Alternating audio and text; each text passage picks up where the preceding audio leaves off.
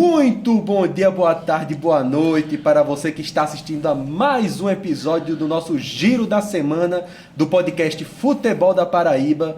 Eu sou Marcos Eric Júnior, estou aqui com meus companheiros Gustavo Cruz e Ítalo Vieira. Boa tarde, bom dia, boa noite, você está assistindo a gente na TV Diário do Sertão ou no nosso canal no YouTube. Hoje é um dia de falar sobre a estreia na Série D, né? O Botafogo jogou contra o Náutico na Série C também. E também a polêmica, né? Do mando de campo. A grande novela, né? Grande novela. Exatamente. Os times da Paraíba estrearam mal na Série D. 13 perde para o Santa Cruz de Pernambuco. O Souza perde para o Santa Cruz de Natal. Enquanto o Botafogo consegue um empate contra o Náutico ali. Mas teve também a grande polêmica, porque a gente falou aqui no último programa sobre a questão de venda e mando de campo. Só que 1000 coisas aconteceram desde então. E vamos ter que debater tudo aqui também. Mas parece que o martelo está batido. O mando de campo será vendido.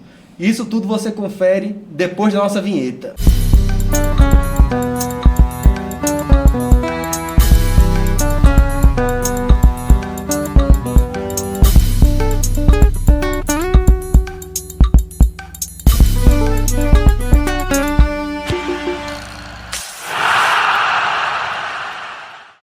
Vamos iniciar então falando sobre a estreia dos clubes paraibanos na Série D, porque os times que haviam expectativa ali que poderiam corresponder bem, mas os dois começaram com 2 derrotas. O Souza, fora de casa, perde para o Santa Cruz de Natal por 1-0, gol de Guizão, enquanto o 13 perde para o Santa Cruz em casa, dentro do Amigão, por 1-0 também, gol de Israel.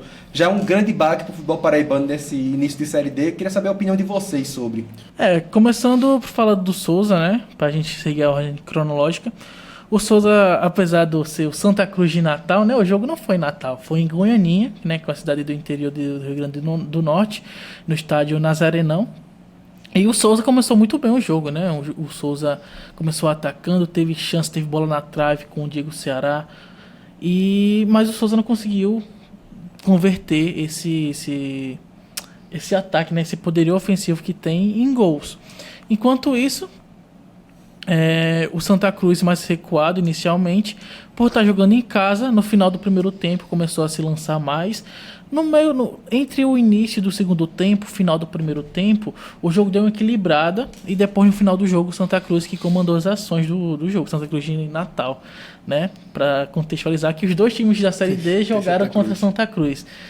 E no escanteio, né? Escanteio cobrado fechadinho, o zagueiro Guizão do Santa Cruz de Natal mandou a bola para a rede sem chance para o goleiro Bruno Fuso.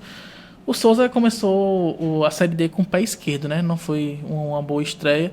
A gente esperava, né? Pelo time que o Souza tem, atual campeão paraibano, pelo desempenho que o Souza teve no Paraibano e também na Copa do Nordeste, né? Brigou para a classificação, que o Souza iria ganhar, né? Um jogo relativamente fácil contra um dos times mais fáceis do grupo, podemos dizer assim. Mas o Souza não conseguiu fazer valer a expectativa que a gente tinha na equipe. Acho que o que surpreende negativamente também é o fato que o ataque do Souza no Paraibano foi o que mais chamou a atenção. O Diego Ceará destruiu. E Augusto. E Augusto também. E na estreia da Série D foi totalmente diferente, né? A pergunta que fica é, será que a régua é mais alta na Série D? Será que vai ter que fazer mais contratações, para mais investimentos para o Souza? Que já tinha um elenco bom, acabou reformulando. Com algumas saídas, mas não muitas no time titular. E tinha uma defesa muito sólida, que eu acho que não sofreu tanto com isso, até porque foi uma vitória por placar mínimo, né, do Santa Cruz do Rio Grande do Norte. Mas é um pouco frustrante, acredito, para a torcida do Souza, ver o time perdendo o principal valor, que é esse ataque avassalador. Né? Eu acho que o principal problema nesse jogo foi o problema de perder muitas chances. O Souza perdeu muitas chances de marcar o ataque, que era um dos principais valências da equipe, né? No início do campeonato, durante o Campeonato Paraibano, também na Copa do Nordeste, não fez valer. Talvez por azar, coisas do acaso, o gramado lá no Nazarenão não era dos melhores. Tudo isso é levado em conta, mas a gente também esperava mais desse time do Souza, né? Foi a reestreia do Luiz Henrique, camisa 10, já voltou com a camisa 10 do Souza, e ele teve uma atuação apagada. Então eu acho que o Souza podia render muito mais do que jogou no sábado. O Souza, ele dá para dizer que ele jogou melhor na partida, mas não conseguiu o resultado que foi a vitória. Então ele controlou, criou chances, criou algumas chances claras. Teve um gol que o Diego Ceará perdeu ali, que na verdade foi um grande milagre do goleiro também. Mas você vê que o time criou, mas acabou saindo com a derrota nesse jogo. Nadou e morreu no mar. Só que isso acaba criando um copo meio cheio ali também, tipo assim, o time perdeu, mas pelo menos não perdeu com uma atuação ruim. Perdeu criando chance, perdeu controlando o jogo e tal, e acabou que, no lance específico ali, acabou tomando gol. Então, cria esse tipo de esperança aí, que é um contexto que encaixa também para o jogo do 13, que a gente vai falar também que o 13 ele teve mais chances do que o Santa Cruz, só que eu acho que para a situação específica do 13 é mais complicado, porque perdeu em casa. E isso é algo que pode custar bastante. O Souza ele perdeu, mas pelo menos foi fora de casa. Ele perdeu fora de casa e vai poder se recompensar jogando nos jogos no Marizão. Enquanto o 13 vai estar na situação mais complicada agora, porque perdeu um dos jogos no seu estádio. Eu acredito que, já aproveitando para puxar do 13 também, a gente não fazendo essa análise aqui, a gente também não pode esquecer que é a primeira rodada também da Série D. Não vamos tirar isso como via de regra. Tomara que o Souza consiga encaixar e se jogar do jeito que jogou, sendo mais efetivo no ataque, tá perfeito. É só realmente conseguir fazer o gol, né? Mas converter a chance. Olhando por outra ótica, né? Você falou que achava que o resultado do 13 foi mais alarmante do que o do Souza. Por outro lado, apesar de jogar fora de casa, jogou contra o Santa Cruz de Natal. Então, é um dos adversários mais fracos que o Souza vai enfrentar. Ainda vai ter o próprio 13, vai ter o Santa Cruz de Pernambuco, vai ter o América de Natal.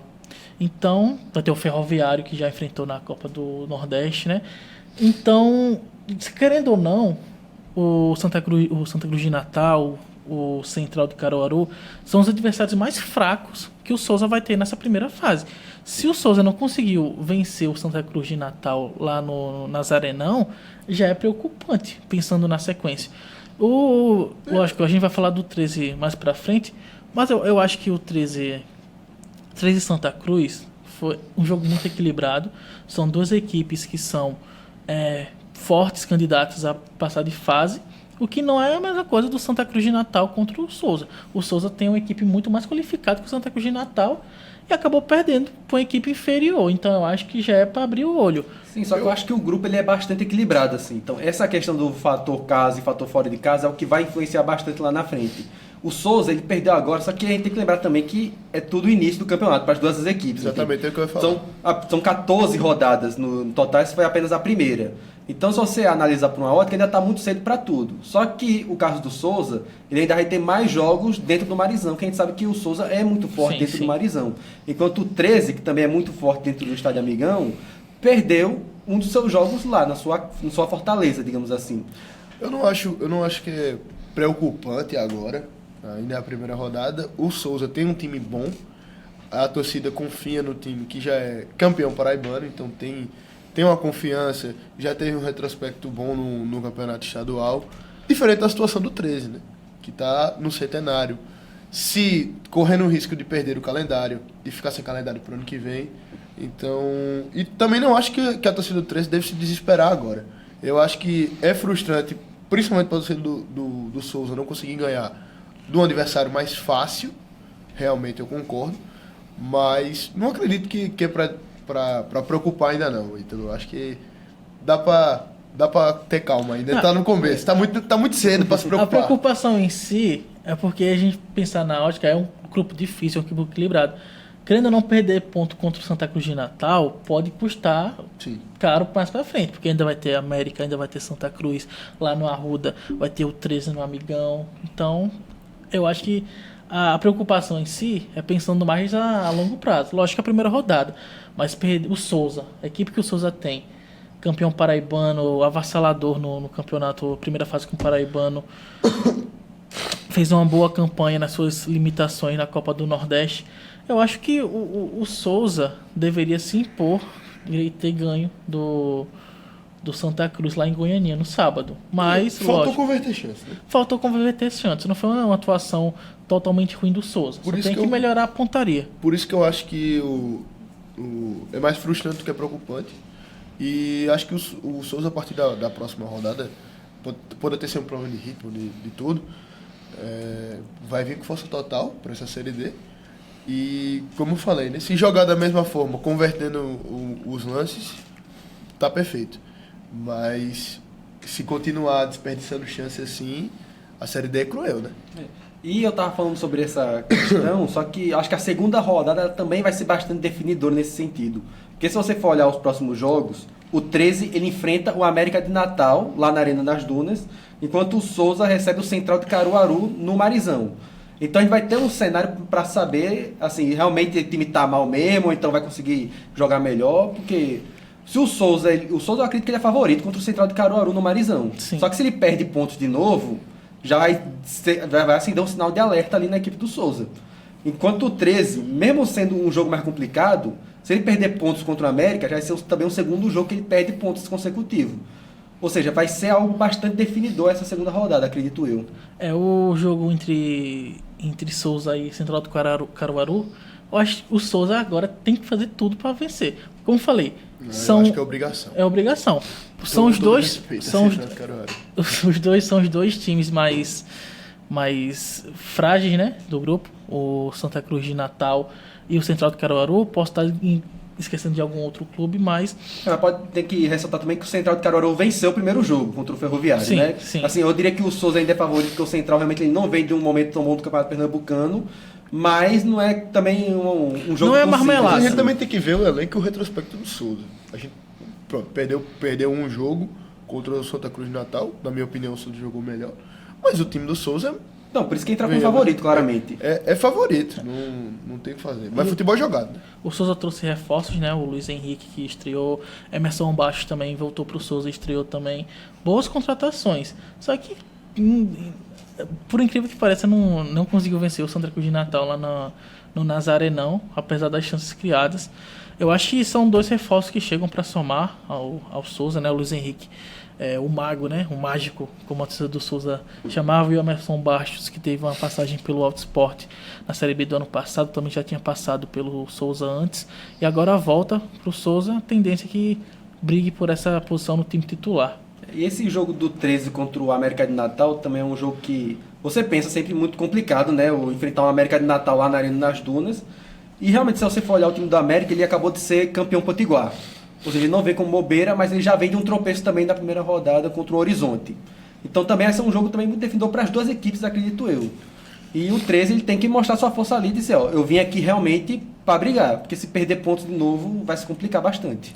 Aí realmente eu acho que surpreendeu e frustrou mais ainda, porque o 13 já tinha conseguido a vitória em cima do Santa Cruz. Lá na pré-Copa do Nordeste. Lá na pré-Copa do Nordeste. E No Arruda ainda. ganhou em casa. Exatamente, perdão. E ganhou fora de casa, no Arruda, dentro do Arruda, e perdeu fora. Agora em casa, o Santa Cruz dá o troco, logo na estreia da Série D. Então acho que a torcida do Galo realmente se frustrou bastante. E acho que é mais preocupante. Óbvio, não vai se desesperar agora com a primeira derrota, porque ainda está na primeira rodada. Mas o 13 tem que entender que é vida ou morte a Série D, porque tem que honrar o centenário. O centenário, a chance de conseguir o calendário. Não pode ficar dependendo do Souza para conseguir um calendário. Logo no ano centenário. A torcida do 13 não merece isso. Então acho que essa temporada da Série D 2025 para o 13 não vai ser nada calmo, não.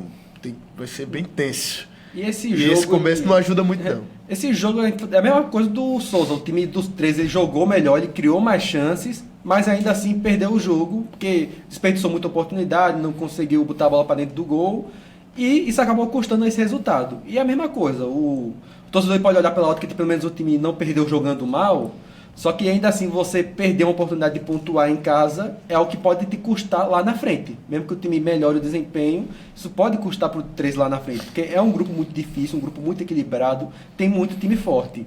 Então ele tem que mostrar essa reação logo. Se for demorar para encaixar resultado, pode custar bastante. Antes da gente falar sobre o jogo em si, bora puxar a reportagem pro pessoal dar uma olhada nos lances do jogo. Como é que foi esse jogo no domingo? Então, puxa aí a reportagem feita por Eu mesmo. nosso grande cidadão aqui. Neste domingo, 13 e Santa Cruz se enfrentaram na estreia da Série D 2025 no estádio Amigão, em Campina Grande. E o que melhor seria do que estrear em casa, jogando para o seu torcedor? Era isso que o Galo esperava, estrear com vitória contra um dos principais candidatos à classificação, o Santa Cruz. Entretanto, o roteiro deste jogo foi mais cruel do que o torcedor 13ano poderia imaginar. O Galo iniciou o jogo pressionando Santinha. Aos 10 minutos, Dione arriscou um chute de longe para a defesa de Felipe Alves. Logo em sequência, Flavinho perdeu um gol cara a cara com o goleiro do Santa. Em outro bom chute de fora, Dione obrigou Felipe Alves a trabalhar mais uma vez. E no primeiro tempo só deu ele. Dione arrisca mais uma vez e tira suspiros da torcida do 13. Tá bem, tá se portando bem de campo, claro. Às vezes eles vão escapar porque tem time de qualidade, de equipe Santa Cruz. Mas vamos melhorar o segundo tempo aí pra nós fazer o gol e consequentemente sair com a vitória. Pô, a gente teve finalizações, teve duas minhas ali, o goleiro pegou bem, o Schurz teve de cabeça, Gaia. Mas vamos melhorar ali, né? Acho que é melhor na finalização que a gente vai, claro, a gente tem que tomar cuidado com a equipe Santa Cruz, bem qualificada. Mas melhorar que a gente consiga fazer um gol no segundo tempo e sair com a vitória se quiser. No início do segundo tempo, um cruzamento mais de uma vez de Dione, Rodrigo Gaia desvia e obriga Felipe Alves a trabalhar mais uma vez. O 13 estava muito forte nas bolas paradas. Em cruzamento no primeiro pau, o estreante Pipico desvia e obriga o goleiro do Santinha a trabalhar mais uma vez. Mas toda essa pressão do 13 não adiantou muito. Em contra-ataque puxado pela esquerda, cruzamento na área, Israel desvia de cabeça, sem chances para Igor Rayan, marcando o primeiro e único gol do jogo. 13-0, Santa Cruz 1. Vitória dos pernambucanos em Campina Grande.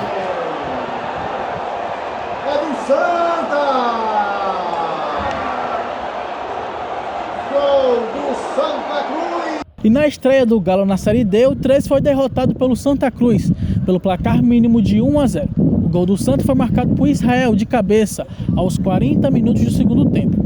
Agora, as atenções do 13 é voltadas ao jogo contra o América de Natal, na Arena das Dunas, válida pela segunda rodada do Campeonato Brasileiro da Série D. Hoje, quem fez as festas foi a torcida do Santa. Cara, eu acho que pra torcida, pra diretoria que tá nesse processo de mudança, tipo os atletas que chegaram, né? Nós, infelizmente, não temos nada a ver com o que passou, né? Nós somos os novos aqui que viemos em busca de fazer diferente. Outros grupos tiveram a oportunidade de fazer isso, outras gestões. Eu acho que a única coisa que não muda é o torcedor alucinado. Não vou nem dizer maluco, sim apaixonado pelo clube, né? Eu já conheci o Santa Cruz muito antes de vir pra cá. E pelo que a torcida fazia e não propriamente pelo clube em si, assim. E olha isso, cara, tava 700 dias quase sem jogar uma competição nacional. Ano passado sofreu com isso e voltamos hoje. Eu fui perguntado no intervalo por que a gente sofreu muito, né? Série D é isso, é saber se defender nos momentos difíceis e nos momentos que nós tivemos a oportunidade de ser letal. Tivemos uma oportunidade de parabenizar a jogada que fez o João Diogo com o Rodrigues e o golaço do Israel de cabeça. Cara, eu acho que não era o resultado que a gente queria, com certeza, mas eu acho que a nossa equipe, ela buscou muito mais o gol do que a equipe adversária. Eu acho que a gente teve muito mais oportunidade do que eles, né? Eles tiveram uma bola agora cruzada e fizeram o gol. A gente atacou, infelizmente não conseguimos fazer o gol, né? Mas agora já virar a página, que a gente tem agora um jogo fora de casa contra o América, e os pontos que a gente não conquistou aqui, a gente tem que conquistar lá. Fala bem esse homem, né? O cara é um gênio dos repórteres brasileiros, né? O maior repórter do futebol da Paraíba, com modéstia à parte, né? Que isso? Agora, brincadeiras à parte. Chefe de reportagem. Chefe de reportagem. Brincadeiras à parte, foi um jogo onde, como vocês viram, o 13 iniciou o jogo bombardeando o Felipe Alves. Dione pegava a bola, Se desse espaço, era bomba pro Felipe Alves defender. E tanto é que gerou diversos escanteios, se eu não estou enganado. No primeiro tempo foi 6 escanteios por 13. A maioria desses chutes de Dione, ou se não, cruzamento de Dione. Então o Dione estava sendo muito acionado no primeiro tempo. Teve uma chance, surpreendendo o total de 0 pessoas, né? Ele é o craque do time. Também teve um lance para Flavinho, camisa 11 do 13, cara a cara com o Felipe Alves. Ele chutou torto, foi para fora. Para mim foi a principal chance perdida do 13 no jogo. Foi o segundo tempo, o 13 um pouco mais cansado pelo ímpeto inicial, né, que teve no primeiro tempo. O Santa Cruz conseguiu equilibrar o jogo. E o Dione foi substituído aos 70 minutos de jogo, 25 do segundo tempo, né? Para quem não tem essa contagem do tempo com os 90 minutos, né? 25 do segundo tempo, o Dione foi substituído. E além de ser substituído o Dione, entrou o Pipico, né? Foi a estreia dele com a camisa do 13. E o Pipico também foi bastante acionado. Ele é aquele típico atacante, sobrou para ele vai chutar de qualquer forma. Mas não surtiu muitos efeitos, né? O Felipe Sorian também foi a estreia oficial dele como treinador do 13. E acabou que saiu o gol do Santa Cruz logo no final do jogo, né? Israel, uma jogada pela esquerda, cruzamento para ele sozinho, cabeceia, sem chance para o Igor Rayan, e o Santa Cruz sai com os 3 pontos na primeira rodada da Série D. Mas não foi um jogo ruim do 13, só foi, eu acho que a falta de peças acabou prejudicando o time, porque depois que entrou o pessoal, os jogadores, né, reservas, que os titulares cansaram, o caso do Dione, o caso do Ibiapino, o caso do Flavinho, teve o Cal também saiu, os jogadores cansaram.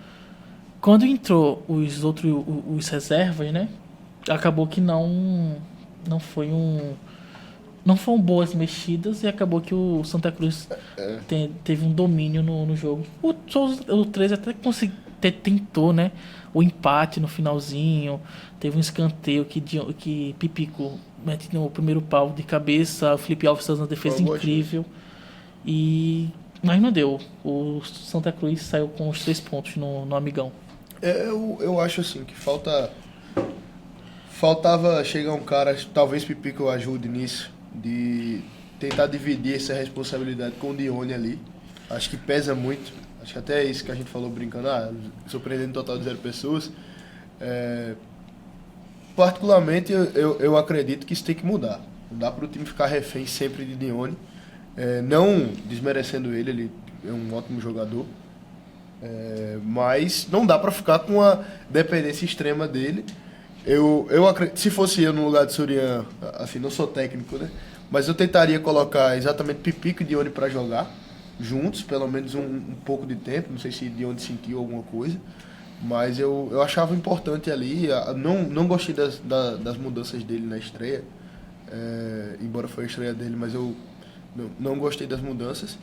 E acho que foi isso também de falta de converter as chances. Mas também eu acredito que o principal erro, a principal dificuldade do 13, não só nesse jogo, né, mas na temporada toda, está sendo essa falta de elenco mesmo, principalmente para alguém auxiliar Dione. A gente viu o 13 sofrendo muito no Paraibano, Dione voltou, principalmente com a chance de bola parada, conseguiu elevar muito o nível do 13, leva o 13 para uma semifinal, que na minha opinião foi muito ele que levou, muito pelas bolas paradas também. E aí acontece o que acontece, ele é expulso, enfim, você vê no segundo jogo o time perdido já sem ele. E aí você tem, desde a semifinal do Paraibano até agora, abril, o time, na minha opinião, da mesma forma. Um time com Dione e sem Dione muda completamente, que eu acho que já deveria ter mudado há muito tempo. Vocês acreditam que qual é o sentimento agora, nesse momento, tanto para 13 quanto para Souza, que iniciaram perdendo? Souza, eu acho que o Souza está tranquilo, trabalhando para o próximo jogo. E o 13 obviamente está com pressão. Acho que o 13 a temporada inteira vai estar sob pressão. Acho que a pressão de ficar sem calendário no ano que vem ela é muito grande. Porque E o no 13, centenário, velho. ele tá disputando o tudo ou nada. Ele tá na Série D disputando tudo ou nada. Ou ele sobe, ou então ele fica sem calendário no ano que vem. Senão ele tem que ficar dependendo do Souza. Então é uma situação de muita pressão realmente ali. E de realmente muitas dúvidas por parte da torcida com relação. Porque a torcida não vai ficar acreditando sempre no time nessas circunstâncias. O 13 tá, como você falou, tá jogando tudo ou nada, né? No centenário, o clube tá fazendo 100 anos e tá correndo o risco de ficar sem divisão ano que vem, e é algo lastimante, né? Para uma instituição do tamanho do 13. E, cara, realmente eu acho que esse jogo, como eu já falei, o Santa Cruz, todo o investimento que tem jogadores como Felipe Alves, como Thiago Galhardo, tem jogadores de nível que jogaram há pouco tempo na Série A do Brasileirão, né? Eu acho, se pegar papel por papel, assim, eu acho que o 13, se duvidar, ainda é melhor. Eu sou mais de olho do que Thiago Galhardo hoje. Não vou mentir. Mas segundo ele é Neymar, né? Tem esse ponto. Mas enfim, eu acho que o Santa Cruz vai ser um grande concorrente para brigar pelo acesso, né? Junto com o 13, eu acredito que o Souza também. Então, o resultado em si, perder pro Santa Cruz, em si, eu acho que a do 13 não tá tão brava, irritada com isso em si, até porque o Santa Cruz tá com um investimento bacana, né, para esse ano. Inclusive chegou na final do Pernambucano, perdeu pro Sport. No caso, o Santa Cruz foi eliminado pelo Sport, né, na semifinal. Não, a final foi Sport e Retrô. Então, Perdão. na semifinal, a final foi entre Sport e Retrô. Mas de qualquer forma, o Santa Cruz fez uma campanha boa no Pernambucano, foi eliminado pelo Sport, né, que é o principal time de Pernambuco hoje. Eu acho que a principal pressão do 13 é mais pensando no longo prazo no campeonato mesmo. Porque imagina se não classificar, cara. Vai ser toda rodada, vai ser uma pressão enorme. Entendeu? Agora sim também, eu acho que se a gente pegar nome a nome do grupo, me lembra muito a situação, a gente tava na tier list quando a gente fez o Campinense. Que a gente falou, eu acho que a gente acreditou, né? E estava certo, pelo menos disso, daquela tier list. Acredito que o Campinense não vai classificar, mas o mínimo que pode fazer é tentar, e o mínimo que a torcida tem que exigir é que consiga classificar. Eu acho que a situação do 13 é igual agora. Eu não vejo o 13 favorito para se classificar nesse grupo. Mas eu acho que o mínimo é que a diretoria buscar reforço e ir-se embora, e a torcida tem que pressionar para isso. Eu acho que a situação Mas eu acho que o 13 não está em boas mãos. Eu acho que a situação do 13 é mais alarmante do que a do Campinense. Porque, vamos ser sinceros, alguém aqui esperava que o Campinense passasse de fase? Não. O 13, a gente coloca ele dos cotados a passar de fase. Não, então é isso que eu tô falando. Eu acho que o 13 não passa. Eu também, quando a gente começou a fazer a nossa projeção, falei que o 13 ia ter muita dificuldade para passar de fase. Eu acho que o 13 não passa da fase. Eu prefiro acreditar que o 13 tenha algo a mais para tentar subir. Mas é isso que eu tô falando. A gente pode ir pelo lúdico, pelo achismo, por tudo, mas pelo que tá apresentando, não tem um trabalho diferente. Não tem um nome de peso que chegou de reforço. Tem Pipico, mas que até agora não mostrou muito. E eu particularmente, acho que sim, a torcida tem que pedir, tem que insistir, tem que cobrar para conseguir essa classificação. Mas vendo o grupo que o 13 tá, um grupo complicado desse, eu não vejo o 13 como favorito para subir. É porque assim, eu tô com um grupo aqui. Tem o Central de Caruaru, Santa Cruz de Pernambuco, Santa Cruz de Natal, América de Natal, Horizonte, Ferroviário, Souza e 13. Eu acho que o 13 briga pela quarta vaga, por exemplo. Eu também acho. Só que é aquilo, mas pra aí, mim essa é a dificuldade grande para conseguir essa quarta vaga. Briga. O que eu tô falando é que eu acho que não vem como favorito para conquistar. Não desejando que não conquiste. Eu desejo que todos os times paraibanos sejam na elite do futebol. Mas eu acredito que vendo aí, Querem tentar dar um palpitinho dos 4? Não, a gente já falou isso no outro programa. Na primeira ali, rodada. Eu vou torcer para que Paz e Souza e 13, pro nosso trabalho ficar mais fácil aqui, né? Não, é o que todo mundo quer aqui no futebol paraíba. Só que entre o que a gente quer, o que a gente acha que vai acontecer.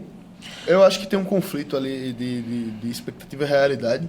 Acho que para o Souza sonhar e realizar esse acesso, essa vaga, né? Tá muito mais fácil do que pro 13, obviamente, acho que isso é óbvio de falar. E eu acho que o 13 vai ter que ir no mercado, vai ter que buscar gente, vai ter que buscar reforço, mais reforço ainda, principalmente para tirar a Dione, Desafogar ele, né? desafogar ele, porque não tem como ficar tudo nele. Ele, querendo ou não, ele voltou de uma lesão, a gente tem que lembrar disso, quando ele chega no Paraibano. E acho que a situação do 13 não é tranquila, não vai ser tranquila em nenhum momento da temporada, e arrisco dizer que não tem que ser, porque realmente é uma situação complicada que o 13 tem que cobrar mesmo. E é um fator porque a Série D é aquele negócio, ele vai até ali até a 14ª rodada, mas quando muda para o mata-mata, muda tudo. É outra coisa. Já vira outro campeonato e ali o 13 pode crescer, então ele tem que se aproveitar para passar de fase. Esse tem que ser o objetivo principal do 13 agora, né? Nessa fase de grupos da Série D, passar de fase para chegar no mata-mata e crescer. Referente ao grupo, né, do 13, do Souza, eu não sei, vocês já falaram que não veio o 13 com a possibilidade tão grande de passar de fase, né? Mas, tendo em vista os outros times, eu acho que a briga pelas últimas vagas vai ficar entre Ferroviário, Souza e 13, que são 3 equipes que eu acho que são bem equilibradas. Então, não me surpreenderia de qualquer uma dessas equipes passarem de fase, não sei vocês. As equipes que eu vejo, tem o Souza, tem o Santa Cruz de Pernambuco, tem o América de Natal e o Ferroviário. Eu acho que esses estão bem, e eu vejo à frente do 13. Mas não que impeça o 13, como eu falei aqui, de mais investimentos, de trazer mais um reforço, de trazer alguém ali no meio para ajudar o Dione a carregar esse fardo. O Dione? O Dione a carregar esse fardo. Quem sabe trazer o Aldeone, né, para ser um diretor? Não, mas enfim. Eu não acho possível o 13 se classificar. E espero que se classifique. Mas hoje eu não vejo como um dos favoritos. Vocês dariam um palpite de quem é o favorito a ser o primeiro do grupo? É difícil dizer isso agora exatamente, porque Meu palpite eu falei é que eu Souza. sempre disse que é um grupo muito equilibrado, assim, e por isso mesmo vai ser difícil se classificar. Porque eu acredito que é o principal que vai ser, né, nesse grupo da Série D, o principal é... Eu concordo com o Marcos, classificar. mas para não ficar em cima do muro, meu palpite é o Souza. Eu vou Infelizmente, vou colocar a América de Natal como favorito. A América de Natal começou empatando com o Horizonte, né? Então, mas ainda assim, é um time que acabou de ser campeão potiguar, né? Eu colocaria, mesmo com a derrota, eu vou apostar no Souza, porque eu já estava apostando desde o início no Souza como um dos favoritos para a Série D. Então, ó. Eu acho que passa América de Natal, Santa Cruz, Souza e 13. Eu acho, né? Vou torcer. Eu vou torcer para que passe Souza e 13. Então a gente tem que discutir ainda um assunto sobre esse assunto da Série D. Muito porque bom. Esses jogos que a gente tá falando aqui, Ai, ai, ai. a gente arrumou outras formas de assistir eles. Porque teve transmissão desses jogos? Digam aí. Não, né? A gente teve que dar um jeito de assistir. Meu querido Ítalo Vieira teve eu tava teve no o prazer estádio, né? de estar no estádio. Mas graças a mais uma incompetência da nossa Confederação Brasileira de Futebol, né? Nós não temos onde assistir os jogos da Série D. É algo bizarro porque, inicialmente, já havia um acordo entre vários clubes para uma transmissão da Série D. Inclusive, o 13 já tinha um acordo fechado com o canal GOT. O Souza também estava encaminhando uma venda de direitos de transmissão. Também tinha negociação com o canal GOT, com mais um canal, que o Aldeone tinha revelado. Só que, de repente, a CBF proibiu os clubes de venderem os direitos de transmissão de seus jogos, sendo que a própria CBF não vendeu os direitos de transmissão do campeonato. Não, e assim, Marcos, Série A e B, reclamação de arbitragem. Série C, não tem placa de publicidade porque a CBF não fechou. Na Série D também não. A Série D, além de não ter placa de publicidade, também proíbe agora os clubes de fecharem a transmissão dos jogos. Ou seja, a CBF, mais uma vez, mostra, né, nosso querido presidente, e aqui estou falando por Gustavo Cruz, não vou, por favor, não tenha censura no futebol da Paraíba, mas que mais uma vez ele mostra que ele não se importa com o futebol brasileiro todo. ele não se importa com investir na arbitragem de alto nível no Brasil, ele não se importa em facilitar o calendário dos times de Série A para desafogar e para os times de Série C e D para eles terem mais rodagem, para ter alguma oportunidade de jogar algum campeonato que não seja até agosto no máximo, né? E agora essa palhaçada, com todo respeito aos palhaços, né, que fazem artes bonitas no circo, mas que não dá, velho, que não dá.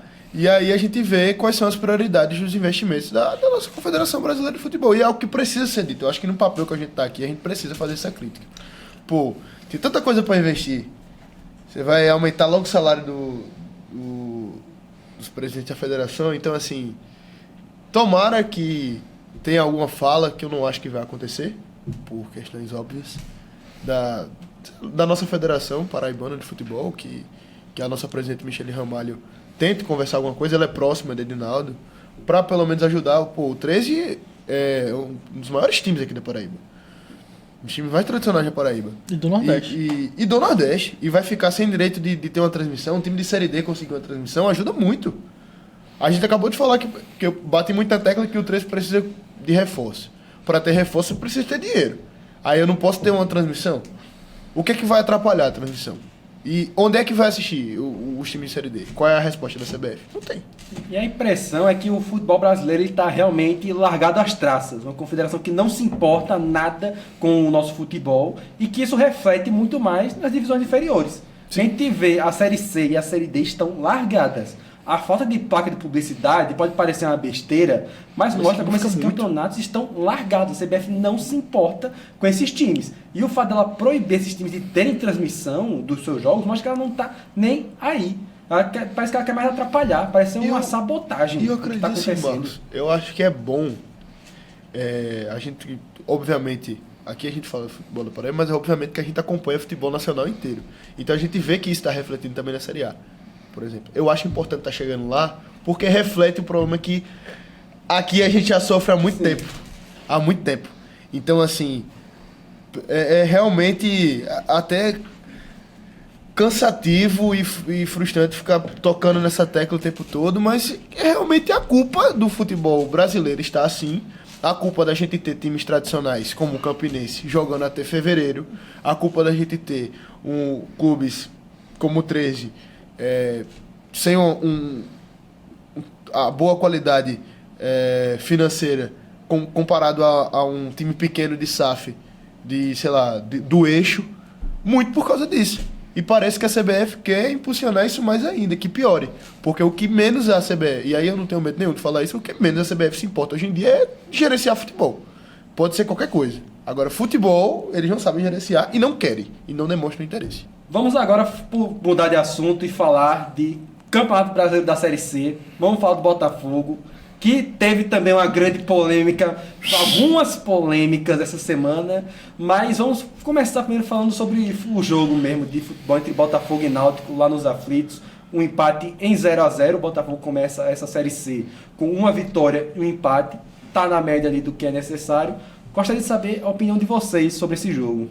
Eu sempre que vou falar de Botafogo e Náutico, antes de falar da partida em si, eu gosto de falar do lúdico, né? Eu acho muito bonito torcidas quando estão em paz, porque a torcida do Náutico e a torcida do Botafogo é aliada. Então é muito legal ver o clima da torcida junto, como foi Botafogo e Souza também. Sim, em jogos no Almeidão. Ver os retratos disso é bonito demais. Em jogos no Almeidão, a torcida do Náutico comparece aqui, né? Sim, sim. Pra acompanhar os jogos do Botafogo, sim. Eu acho isso muito legal. Eu acho que é uma das parcerias mais fortes da torcida do Botafogo. Eu acredito que seja com a torcida do Náutico, aqui, assim, no Nordeste todo, né? Vamos falar do jogo agora aí. Sim, sim. Eu achei um jogo onde o Botafogo... Eu não sei se foi a ideia do Zago, né? Buscar um empate lá em Pernambuco. Mas eu achei uma postura boa do Botafogo. É um adversário difícil, né? O Náutico. Um concorrente direto é o acesso, né? Todo mundo acredita que o Náutico vai brigar pelo acesso, assim como o Botafogo. E fora de casa, conseguir esse pontinho foi muito legal. Lógico, teve algumas escapadas com o Rodrigo Alves, né? Com o Gabriel Honório também. Onde o Gabriel Honório, craque. Estava assistindo o jogo na Tabajara.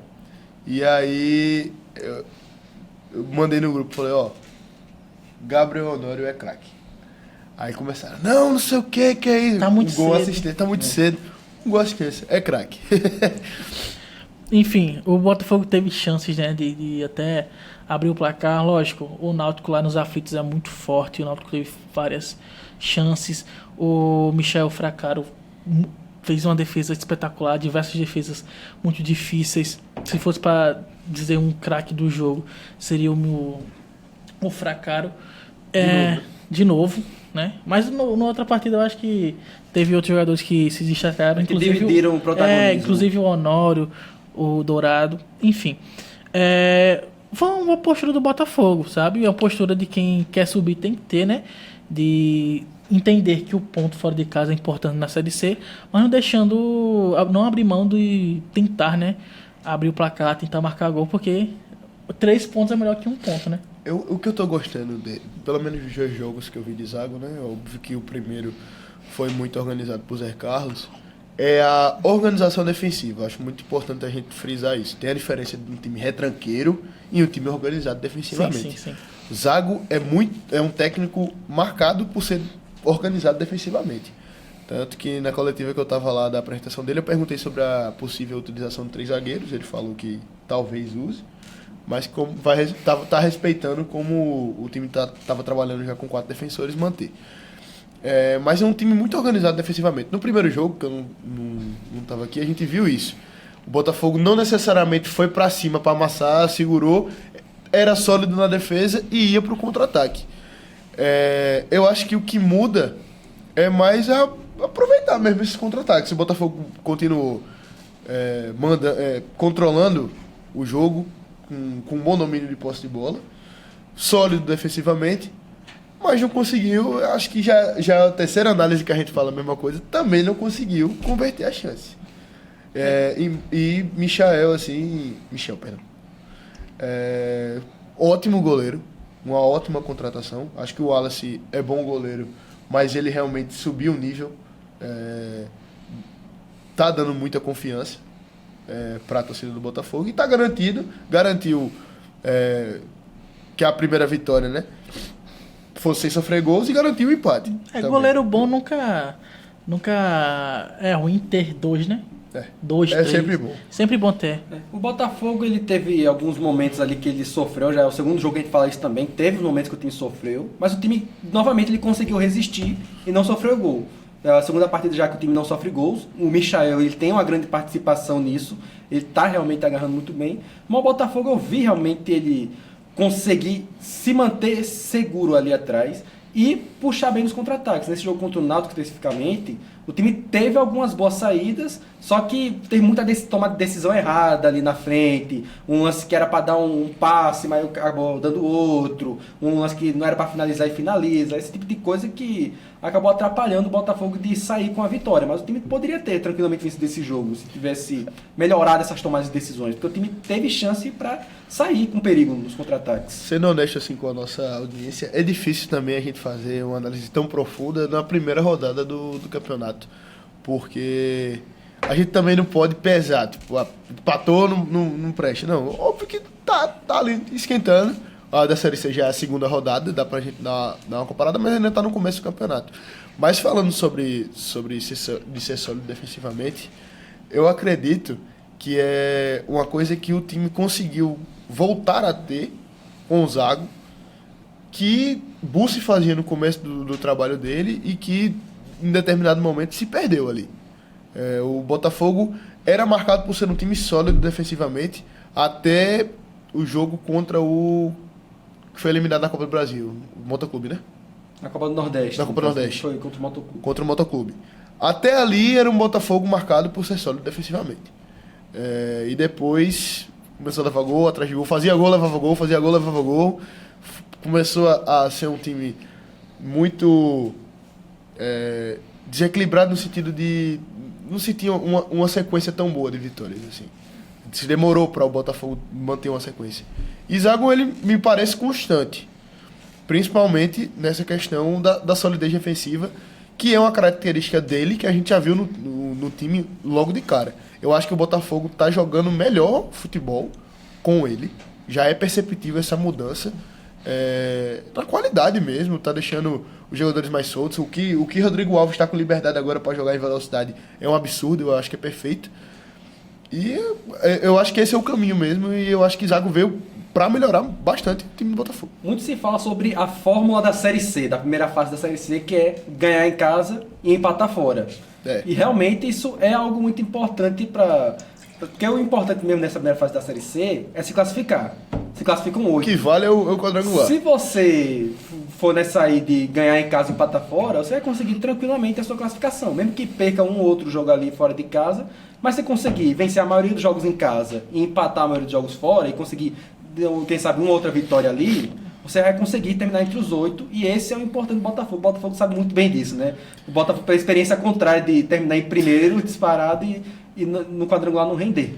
O Botafogo tem experiência de não conseguir passar em quadrangular, e Zago tem 2 experiências de conseguir classificar para a Série B. Né?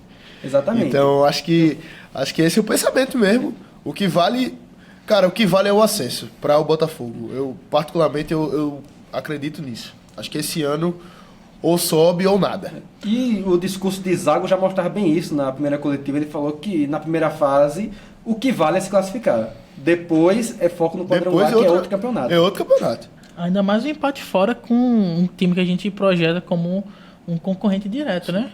Contra o Náutico lá nos aflitos. Mesma coisa se o Botafogo conseguisse empatar com o ABC no Frasqueirão, com o Remo lá no Mangueirão.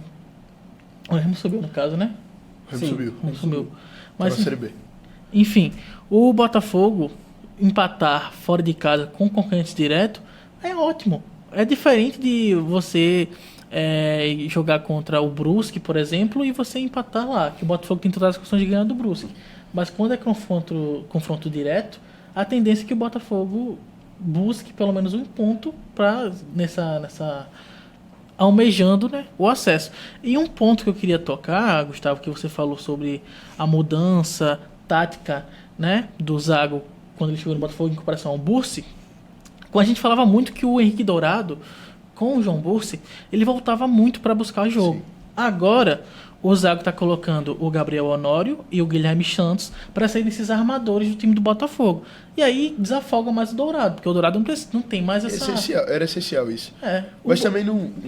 Desculpa cortar rapidinho. Não dava também para cobrar muito, porque o Gabriel Honório já estava no time, mas não podia jogar, né? Sim. Inclusive, até colegas meus botafoguenses conversando comigo, depois da primeira rodada, se fosse esse menino aí no lugar do Riquelme naquele lance da final, seria diferente. Sim. Mas que também não tinha como o Busco contar com ele antes, né? Sim, mas é questão tática mesmo, porque colocar Guilherme Santos, Honório, para desafogar o Dourado, para armar, o Dourado não tem necessidade de voltar para o meio de campo para buscar jogo, gente. O Dourado tem... tem essa característica. 34, 35 anos, não tem essa característica. É um jogador de área, é um jogador que só tá lá para mandar a bola para a rede. O Dourado não tem que voltar para buscar jogo. O Dourado não tem que voltar até o meio de campo para... tabela comigo Gama, tabela comigo Sid Clay. Não existe isso. O Dourado tem que ficar na área para bloquear, para marcar gol. E eu acho que o principal característica que a gente vê quando vê o Botafogo do Zago, esses 2 jogos que a gente pegou, né, contra o Confiança e contra o Náutico, é o Henrique Dourado, mas como um atacante. E o Guilherme Santos e o Honório começou muito bem, trabalhando para o Dourado, armando o jogo para o Dourado. Então acho que é o principal ponto. Tem o Rodrigo Alves ali que... Sim. O Rodrigo Alves é mais pela ponta, né? Quase um ponta de lança. Sim. Eu acho que a principal característica que a gente tem que eu destaco, no caso, né?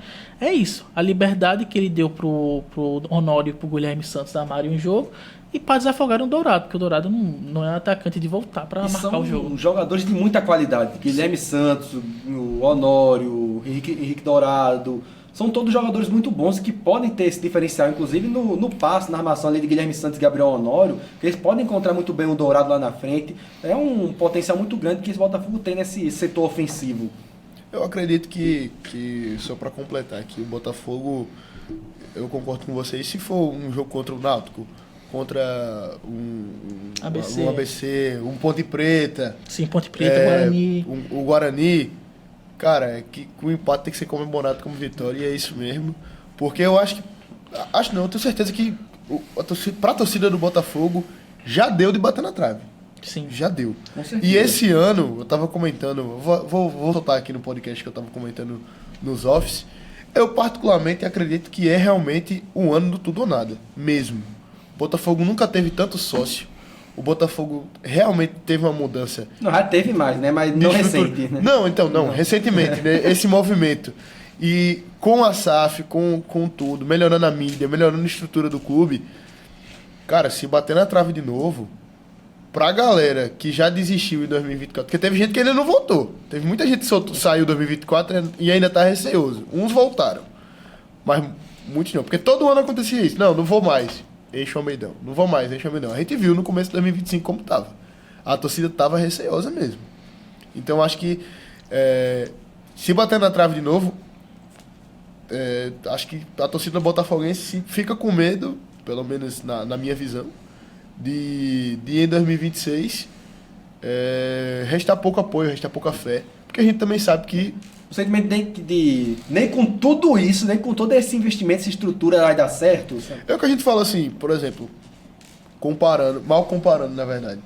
A gente chegou, o Autosport, por exemplo, passou um tempo estagnado, muito tempo estagnado, e consequentemente, depois que você passar, o Botafogo está há 12 anos, 13, né? 13. 12 anos. Foi 2013. 12 anos estagnado, chega uma hora que vai decair. Se não subir, vai decair. Então, eu acho que agora é o momento chave assim que o Botafogo tem para subir. E acredito que a fase de grupos tem, a primeira fase ponto corrido tem que ser olhada assim mesmo. É classificar. É o último classificado, que seja. E vá pro quadrangular para o acesso. O que vale tá entre os outros, né? Se conseguiu o título ou não, se conseguiu ficar em vice ou não. 12 anos já nisso. 12 anos no Mazela, tá bom. O que a torcida quer é subir e pronto. É o que a torcida precisa. Óbvio que a SAF, o Galo já falou que quer o título, quer conquistar. Óbvio, tem que visar isso. Mas se não conseguir a conquista, a torcida vai comemorar de todo jeito. Acho que o principal objetivo é esse e acho que o Zago faz um bom trabalho por enquanto. E agora vamos partir para um outro assunto envolvendo o Botafogo. Time grande vende, manda o... Porque a gente estava aqui na semana passada falando do programa e a gente falou da confirmação de que o Botafogo não venderia o mando de campo da partida contra o Flamengo na Copa do Brasil. Só que desde então aconteceu 1 milhão de coisas que esses fatores acabaram levando o Botafogo a vender o mando de campo. A partida contra o Flamengo agora, a partida de ida irá ocorrer em São Luís, no Maranhão. O valor especula-se que seja acima de 6 milhões de reais e tem vários fatores. Isso que eu gosto de começar acima de 6 isso. milhões já foi confirmado, né? Porque Galo falou que era acima do valor da mídia, o último que saiu foi 6 milhões. Que eu faço? Não, só para completar, o nosso colega Pedro Quaresma postou no Twitter dele que a informação confirmada é de 6 milhões e 300 mil. Então é acima de 6 milhões, no caso. Não tinha visto essa confirmação. Um abraço para Quaresma, inclusive. Então, cara, eu acho que o Botafogo... Vamos ver o cenário. Acho que a gente precisa... É bom a gente ver o contexto todo, né? Acho que o Botafogo... E o que aconteceu? Houve essa situação, o Botafogo falou, não vamos vender o mando de campo da partida contra o Flamengo. Desde que saiu o sorteio, se especulou muito de que o Botafogo poderia vender o mando de campo para Brasília, para São Luís mesmo, para outro estado, para um grupo de empresários que ofereceriam milhões de reais por esse jogo. Só que desde o começo a diretoria bateu no pé de que não iria vender. Inclusive, houve essa polêmica do sócio Felipe Félix, que é um dos donos da SAF do clube. Que aí começa o problema. Que aí ele falou que clube grande não vende mando de campo. E venderam o mando de campo. E que com isso o Botafogo não iria vender. Só que aí depois ocorreu uma reunião da diretoria do Botafogo junto com a Polícia Militar, o Corpo de Bombeiros, os órgãos públicos em geral, para definir como seria a operação desse jogo em questão de carga de ingresso. E o que o Botafogo queria, Marcos? O Botafogo, inclusive é algo muito interessante de falar, porque saiu uma matéria do Jornal da Paraíba contextualizando toda essa situação da reunião em si. E o Botafogo, inicialmente, ele queria fazer uma divisão na arquibancada Sol, dividir as torcidas do Botafogo. Na Sol? Na Sol, inicialmente na arquibancada Sol. Só que foi alertado pelo PROCON de que com isso eles não poderiam cobrar um ingresso mais caro para a torcida do Flamengo do que para a torcida do Botafogo. Isso. Que era algo que a diretoria do Botafogo queria. Ele queria ter um faturamento maior na torcida visitante. Porém, com as duas torcidas na arquibancada Sol, isso não seria possível. Então, houve uma outra proposta do Botafogo de dividir na arquibancada Sombra, que nesse caso ficaria a arquibancada Sol inteira para o Botafogo e a arquibancada Sombra dividida entre Botafogo e Flamengo. Porém, o Corpo de Bombeiros disse que não havia a estrutura no estádio para que houvesse essa divisão na arquibancada Sombra. A gente pode especular quais seriam os motivos, provavelmente não tem uma grade certa de divisão e tal, mas... Não tem grade de divisão, mas eu acredito que conseguiram fazer isso no Botalto, né? Sim. Tem uma grade lá e um policiamento.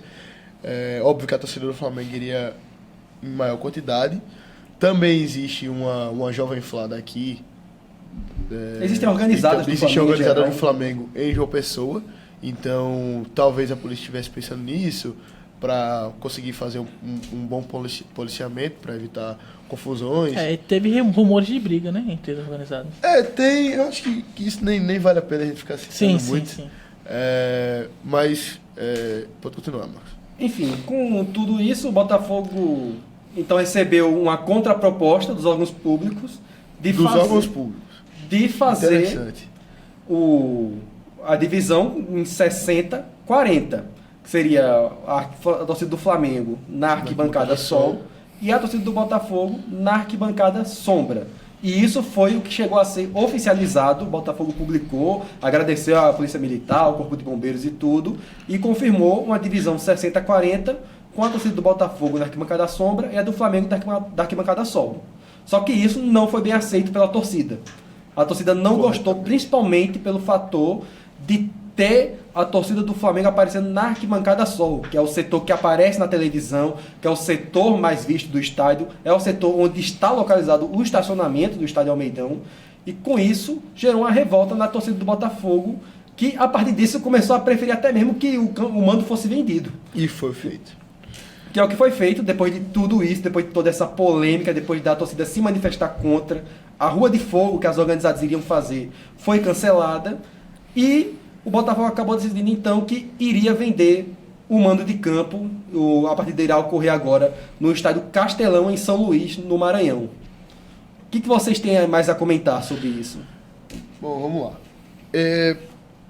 Ótimo contextualização. Acho que cada ponto... Acho que o Botafogo começa acertando, negando a venda do mando de campo.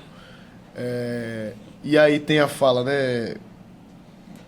Time grande não vende mando. Acho que muito para Felipe Félix conseguir... Ele é muito midiático. E entendo que ele falou isso para poder conquistar mesmo a torcida. E não acho que foi uma chacota. Óbvio que os rivais vão tirar onda. Sim. Até o Souza postou, né? E não tá errado. O rival tem mais que tirar onda, né? Tem que tirar onda. Isso é óbvio. Mas eu acredito que o Botafogo fez certo a primeiro momento em não vender o mando de campo. Queria lucrar, obviamente, porque ia perder 6 milhões. E muito dificilmente iria lucrar com a classificação da Copa do Brasil, sejamos honestos. Mas também é um jogo que vale para a torcida do Botafogo. E a torcida Sol, para quem acompanha o Botafogo, sabe que é a torcida de mais impacto, a arquibancada Sol, né? A arquibancada de mais impacto, porque tá direto o tempo 90 minutos com a câmera, como o Marcos explicou, é a torcida do povo, é do povão, os ingressos são mais baratos, popular do estádio, é o setor geral. popular, é a geral. Então, ali é do Botafogo. Seria um absurdo se dividisse a Sol no meio, na minha opinião, eu achei errado, porque a arquibancada Sol é da torcida do Botafogo. Eu defendo isso. A Sombra tudo bem dividir. E eu sou uma pessoa que sempre vou para a arquibancada Sombra, mas eu defendo isso, sempre. A arquibancada Sol tem que ser do Botafogo. Se for o Autosport mandando, tem que ser do Autosport, que seja. Enfim. E aí, depois dessa mudança, os órgãos públicos afirmam não conseguir garantir segurança.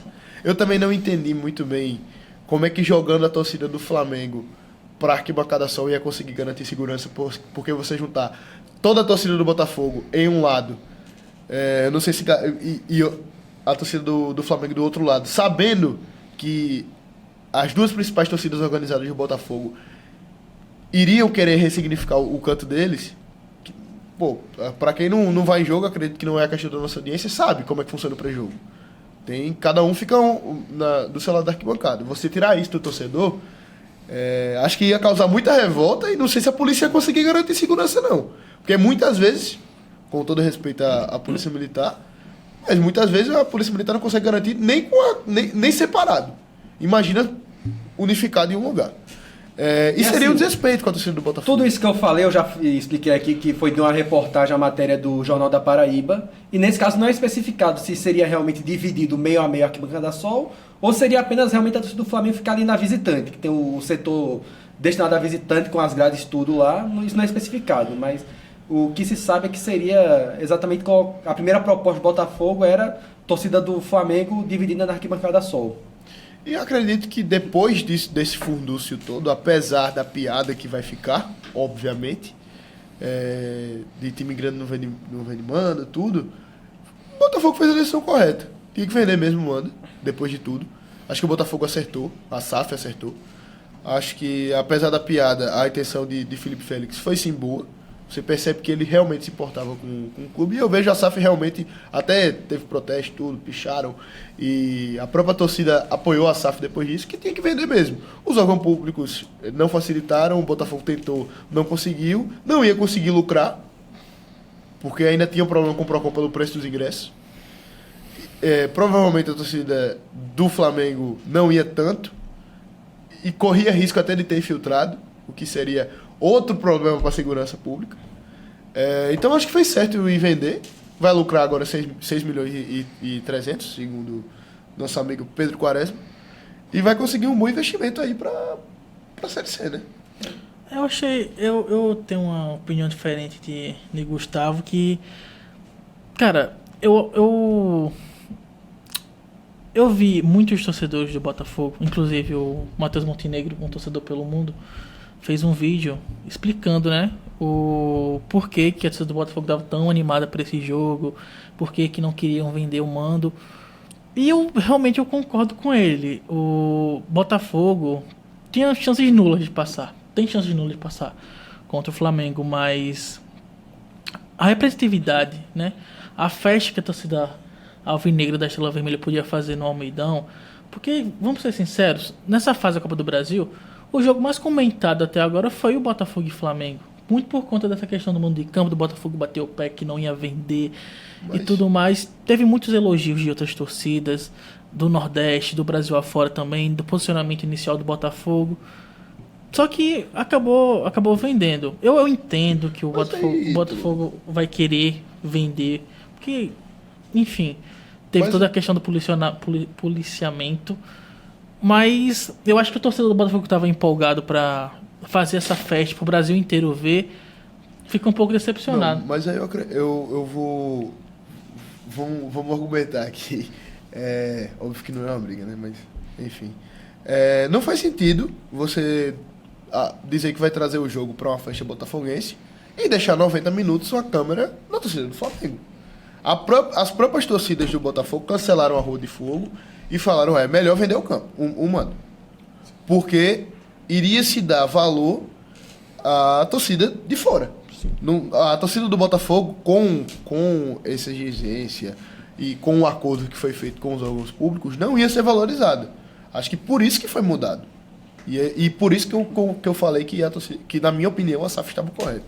Eu acho que o principal problema de tudo foi a expectativa criada inicialmente pela SAF do que seria esse jogo e que não foi possível cumprir. Porque quando saiu o sorteio, a expectativa foi criada pela própria SAF, pelas notícias que saíram e pelos próprios comunicados deles, é de que seria um jogo para representar o orgulho paraibano, o orgulho de torcer para o clube local, o orgulho de torcer para o Botafogo. Nós vamos receber o Flamengo aqui e nós vamos fazer a festa da nossa torcida. Só que a partir do momento em que houve a divisão de 60-40 com a torcida do Flamengo na arquibancada Sol, isso já foi quebrado. Esse jogo já não era mais um jogo para ter uma festa da torcida do Botafogo. Era um jogo que ia aparecer muito mais a festa da torcida visitante, que é do Botafogo em si. E a partir desse momento, que foi que a expectativa foi criada, foi um momento em que deu toda a polêmica e foi um momento em que a torcida mais criticou. Mas acredito que a venda do mando de campo foi algo que, tipo assim, depois que deu tudo errado, depois que tudo explodiu, o Botafogo tentou consertar minimamente, dizer, vamos, entre passar a vergonha maior e a vergonha menor, vamos passar a vergonha menor. Mas aí... Porque vai vender o mando de campo e a torcida realmente preferiu isso, eu entendo totalmente, porque eu acredito que no final de tudo foi a decisão correta, porque o Botafogo não ia ter como lucrar, não ia ter como fazer um jogo representante para a sua torcida, e acabou que vai pegar o dinheiro aí que vai ser muito importante, com certeza. Mas aí, Marcos e Ítalo, Botafogo ganhou muitos sócios.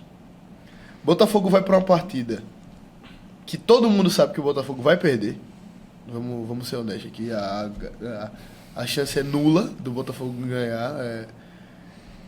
Vai lucrar 6 milhões e 300.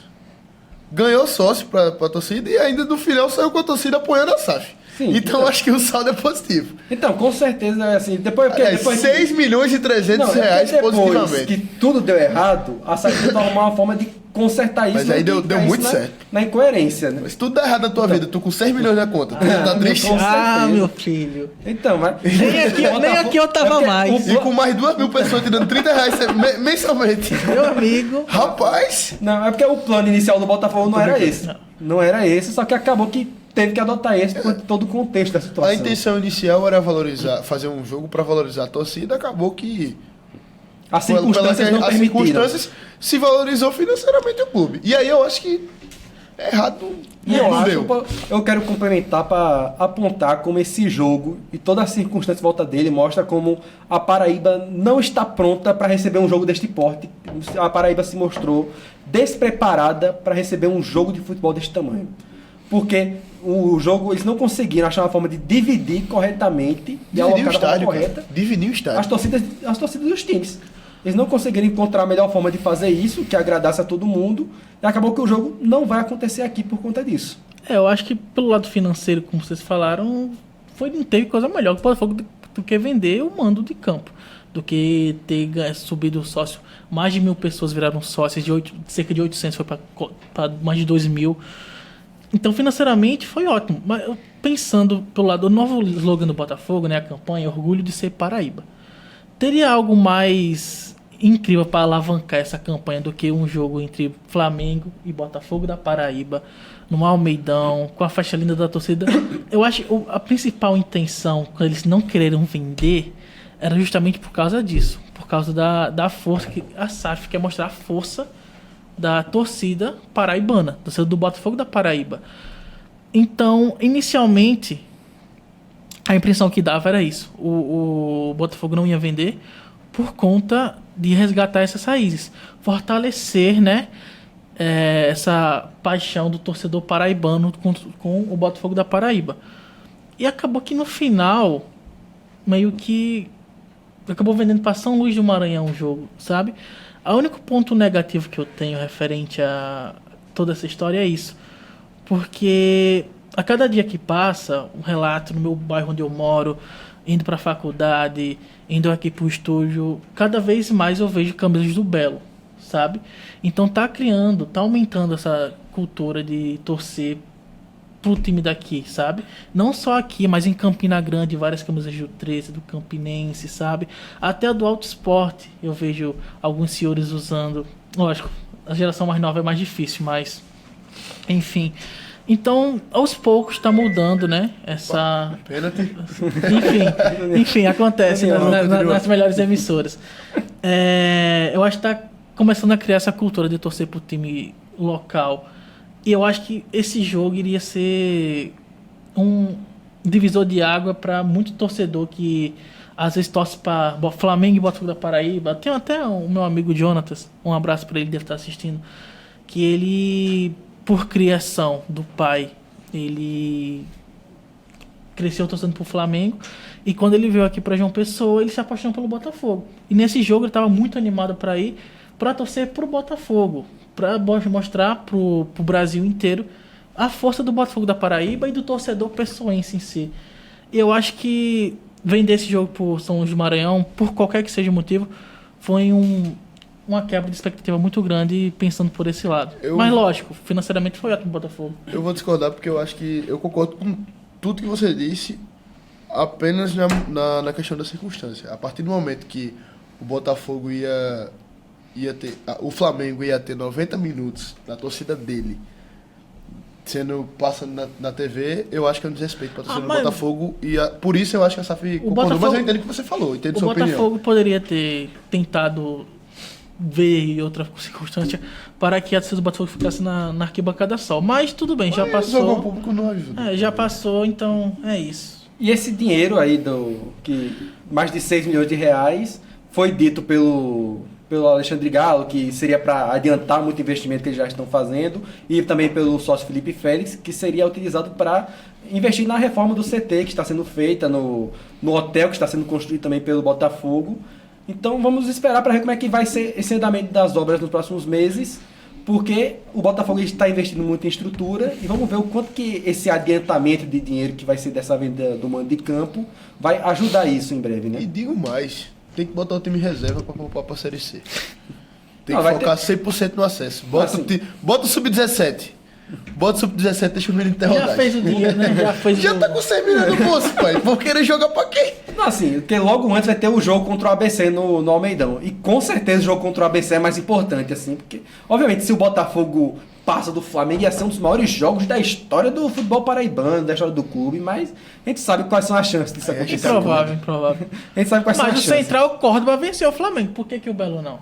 Mas o Central Córdoba, ele tá... ele tá na Libertadores, né, Ele tá na Libertadores. Daqui a uns 2 anos o Botafogo tá na Libertadores. A gente fala disso. 3.